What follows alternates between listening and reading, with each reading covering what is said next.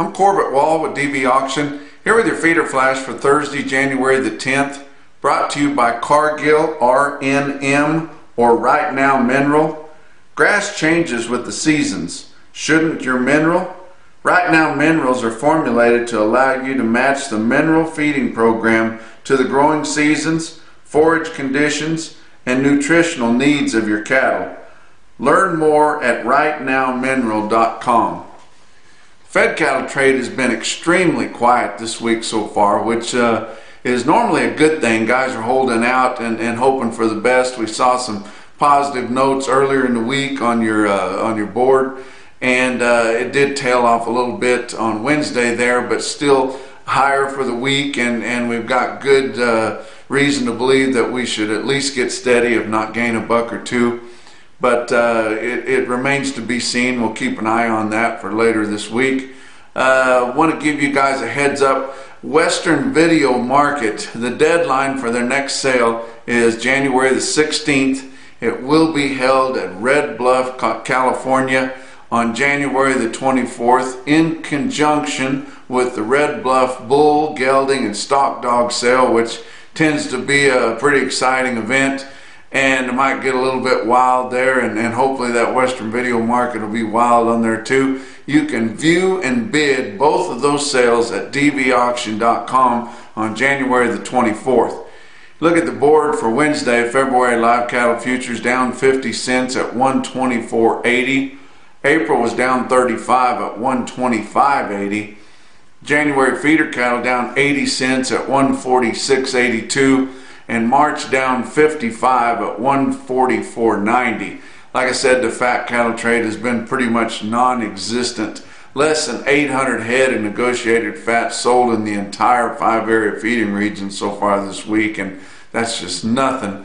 And we'll just have to see what breaks loose. They did hear that they had some call-in bids for maybe steady money on Wednesday. The guys are not ready to take steady. If the board's lower on Thursday and Friday, they may do that. But if they hold out here on Thursday and don't do anything, then they'll kind of have things lined up to maybe gain a buck or so. But with no fat cattle trade in the director of the country, let's look at some auctions that had some fat cattle sales. Sioux Falls Regional Market there in Worthing, South Dakota, they had a pretty big fat cattle auction on Wednesday, 2,500 head. They had 32 straight loads of fat cattle, so it's not insignificant. It's probably the biggest fat cattle auction in the country right now. They did say that the cattle were high in quality, but carrying a lot of tag or extra mud because of the unusually warm temperatures up there in southern South Dakota there.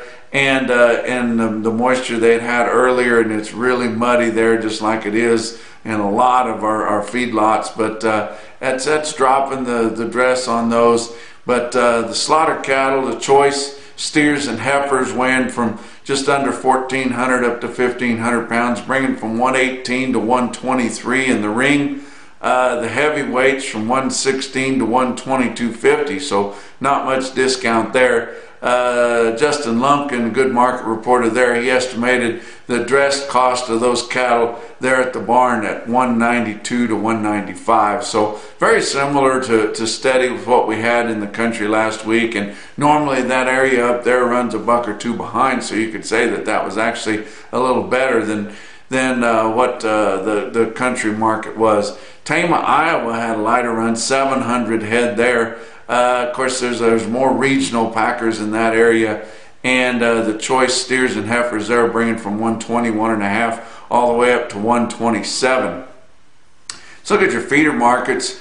Your real-time index on Cattle Market Central late on Wednesday sitting at 143.96. down a quarter, and it's just been kind of weakening just a little bit all week. But most all your feeder cattle are really just calves, and lots of them, and it's weighing on the market a little bit with all the mud that's out there, and you know, I've talked about that, but that is the major reason why our markets have not been any stouter than they have to start the week or start the year off is because of the muddy conditions about everywhere. But have heard that out there in southwest Kansas, where they have a lot of feedlots that were really muddy due to the wintry weather that they got right there before Christmas and then the warm conditions, those are starting to dry a little bit.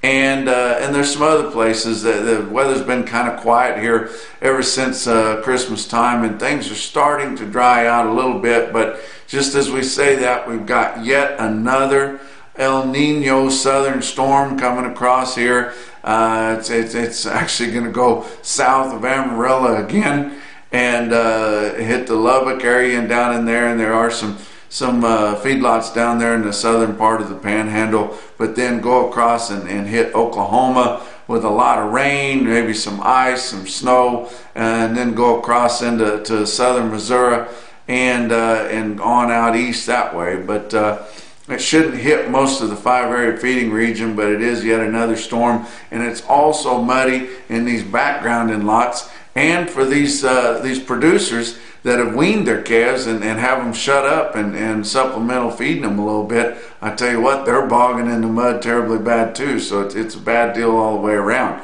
But let's look at some of your feeder cattle markets on Wednesday. OKC West, El Reno, Oklahoma, 10,900 head for the 2-day sale. It would have been significantly larger than that if not for the wet conditions around, but they could have easily had 15,000 or more, and they'll have more big runs here in the coming weeks, but plenty big run there. But compared to 2 weeks ago, which they finished up the year on a pretty good note, and the feeders that compared to 2 weeks ago, $1 to $3 lower, but we noted on Tuesday the calves were steady to $3 higher.